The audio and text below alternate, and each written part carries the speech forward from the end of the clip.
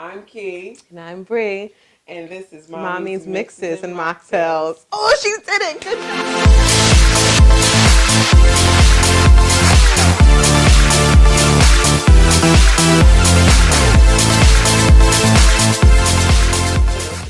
Welcome.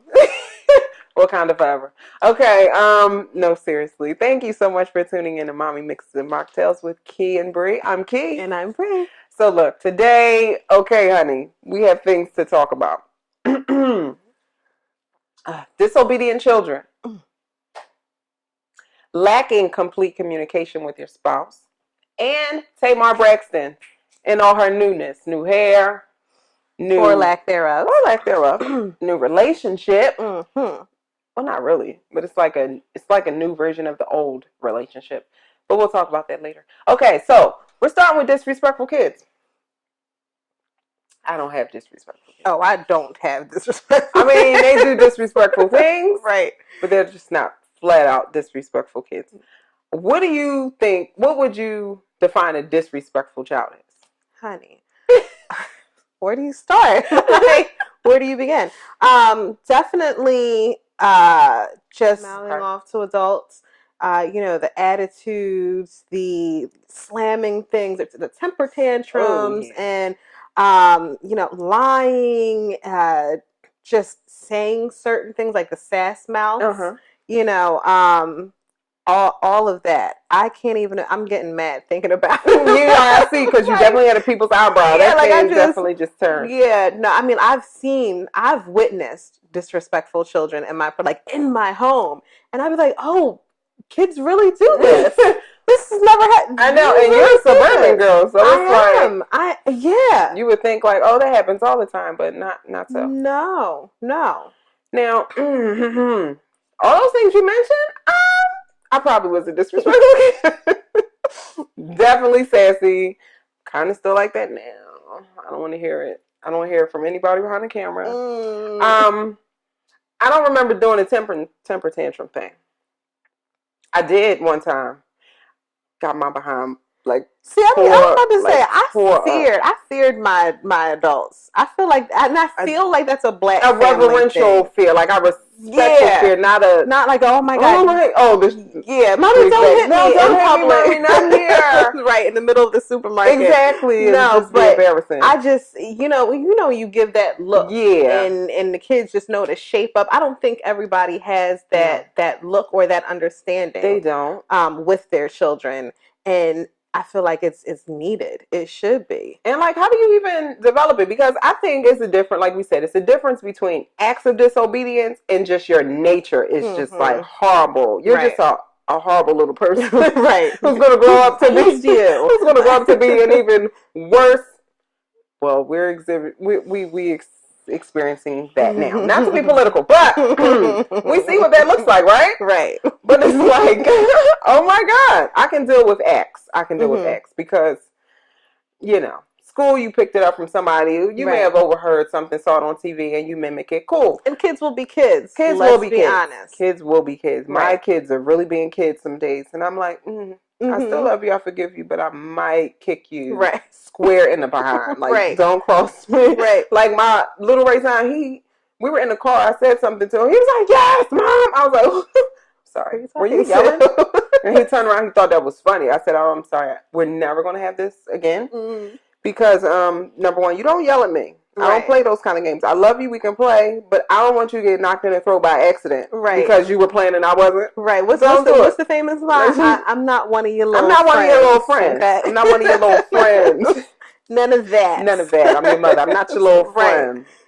But I know how to correct that. But for those who are, it seems like their disobedience is ingrained in them. It's just in their nature. Do you throw them away? Just throw the whole child away? You can't throw the whole child away, but you could probably throw away your parenting skills or lack thereof. Yeah, I feel like it definitely starts at home, and of course, when they're acting out in public, you can only imagine what it's like at home. But it's like, what are you doing as mom? What are you doing as dad to prevent such behavior? Yeah. You have to reevaluate because our children are a direct reflection of us. They are. So, you know, when they get out in public and act a plumb fool, you a park ape. Like you're acting like a whole ape. What is going on? You just like you don't want to you just don't want to think that that's like is it me? And that's the other thing. It's like, in most cases it's like I could be doing something better. Right? And I don't live by excuses, reasons sometimes. But it's like I like to be in control of what happens. Yeah, because absolutely. I feel like it's going to fall back on me either way. Mm-hmm. I don't want somebody else to be responsible for what happens to me or an extension of me. Like my kids in marriage or whatever.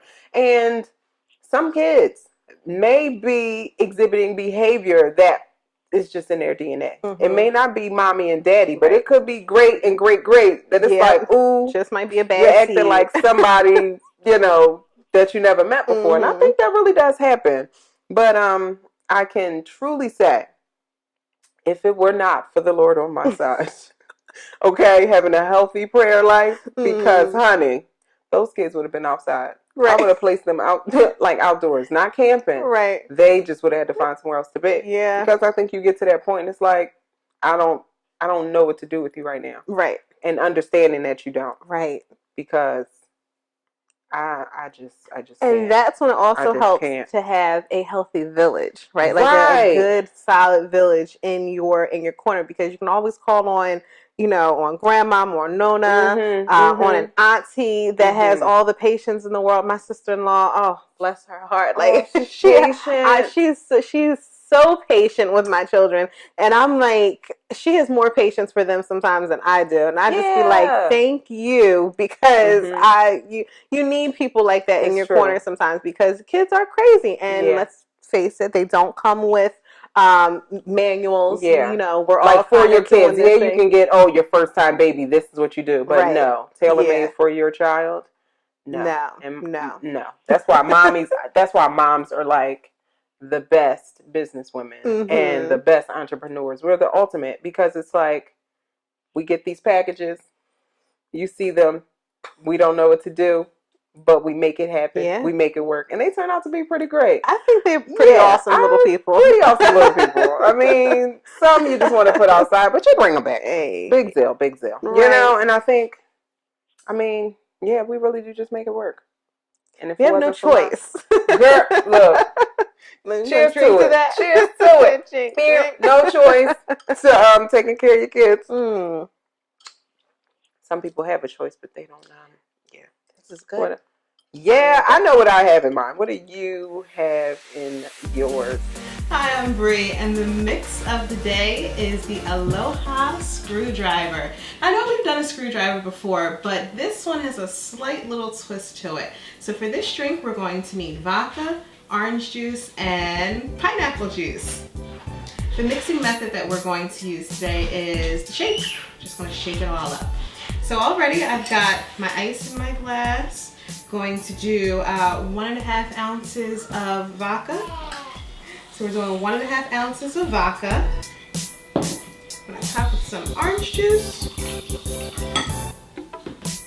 And add a little bit of pineapple juice. Shake it all up.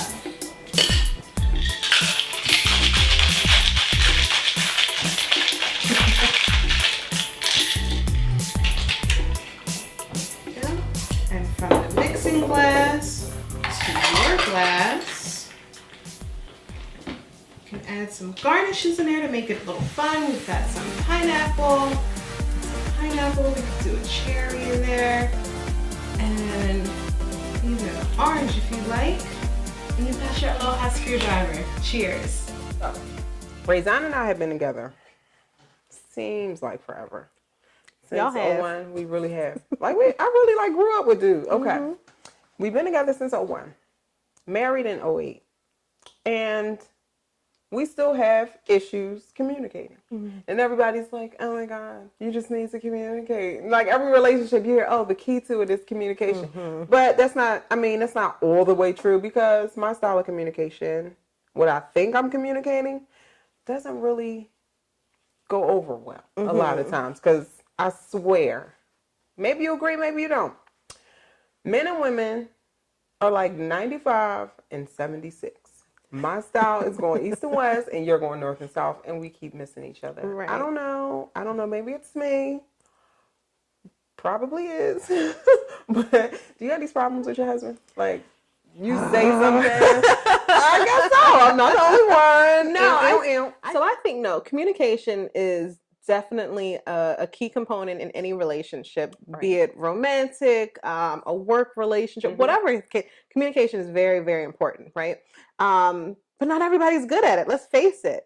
You're dealing with two completely, totally different individuals, bringing them in. No matter how long you've been together with each other, you're still two totally different people. Right. I mean, yeah, you're going to pick up on each other's communication styles, maybe. I mean, yeah, my husband and I, we've been together at this point now 10 years. And I feel like he's just getting to, he's finally just starting to like crack the egg open and know, you know, certain things. What I mean when I say something one way versus another way, or if I just don't say anything at all, or sometimes I know me personally, I'm good for shutting down and shutting out completely. I don't have to talk to you. I can walk around this joint for a week and not speak to you. I'm so stubborn. But I'm good with that sometimes. Sometimes I just need my space and I just need my time, and I don't want to communicate with you, because if I communicate with you right now the way that you want me to communicate with you, I might not say something the way that I really intend for it to come across. You may register it completely different than what I'm trying to, you know what I mean? So like there's so many different, communication is difficult. It's complex. I don't think it's just as easy as everyone makes it seem. Like, oh, you have to communicate. You have to communicate. Like, what does that mean? It's not a blanket way to do it. It's not. It's not just like cut and dry. It's not black and white. There's a lot of gray in there. So communication, I feel like, while it is very, very important, it is a very it's a murky subject. It is. It's not easy. It's a lot of layers, because it's like, oh, you communicate. People just assume that means talking. It's not just talking. It's deeper than that. Hello.com. Yeah. I wonder if that's a real website. But anyway. And then, you know, there's nonverbal communication as well. Yes. You know, it's not just communication, what you're speaking. Your body language could be, you know, what is your face saying? Right. How'd you put that glass down? You know, how did you breathe just now? Like there's all of that. So many messages going across. So many. It's like, okay, I'm ready to talk. Right, exactly. Shut off. Legs turn this way. Your body is saying one thing. Your mouth is saying something completely different. So yeah, I think it's definitely important for people to get on the same page when it comes to communication. But I also believe that you should maybe not put such an emphasis on direct communication right away. Yeah. Like sometimes that communication should hold off a little bit, because you might not like the communication that you get back at the moment that you receive said communication. Right. And I think it is a little tiny fear factor in there, because we don't like projection, you know. Yeah. I don't know too many people that go around and say, yeah, don't pick me. Don't talk to me. Hey, say what you want. That's not real. Right. And I know I do it. Like, I'll tell my husband half of something, and then when it's time to actually do it, I'll be like, oh yeah, you don't remember when I said? It's like, no, I didn't, because you didn't say it. And I remember I didn't say it, because I'm like, oh yeah, because I didn't want him to say no. So I just didn't. I just put him in a situation where you just can't say anything, because we're already here. Right. Great, way to go. Total manipulation. Like, that's a bad thing to do. But I'm like, I'd be scared to hear no, or be rejected, or him have something else to do. I don't want to hear that crap. Which in turn is horrible, because he'll do something, like, let's just say he'll have his own schedule and won't tell me. And I'm like, why do you do that? That's so horrible. But he does that so that I won't back him into a corner and plan out his whole day, right? So he's like, yo, I'm going to get out and get what I need to do, because I know she's going to try to play me and try to make me do something that's going to take up the rest of my day. And that's not always the case. Most of the time it is. But just imagine how much more effective we could be as a couple. Yeah. How much gas we could save if we just totally talk. Communication is Hashtag. definitely Hashtag. Yeah, I think it can save a lot of it could save a lot of issues. Yes. But sometimes I feel like it can open up a whole nother can of worms too. So I feel like sometimes there is such a thing as over communication. I don't think everything needs to be said. Not everything needs to be said. Not everything needs to be spoken on. No. When it comes to like timing and schedule, so everybody can be on the same page, absolutely, 100%. But when certain feelings, or if it could potentially hurt somebody's old situations, like, for what? For what? Why? Why do you do that? This is not benefiting your life in any way, shape, form, or fashion. So let's not and say we did. Yeah, that's right. And I see that a lot when like people are having their spiritual revelations or enlightenments and all of these wonderful things. I see myself in a whole new light. I need to let everybody know. No, bro, you crazy. Keep that to yourself. That's crazy. Don't do that. Right. And of course, people get hurt by it. Now, I can say if it was something like, we're going to a place where I used to date such and such. Okay, let me know. Cool, that's pregame stuff. Let me know what I'm going into because I don't want you to be blindsided. Right. Or, you know what? Remember that time we broke up?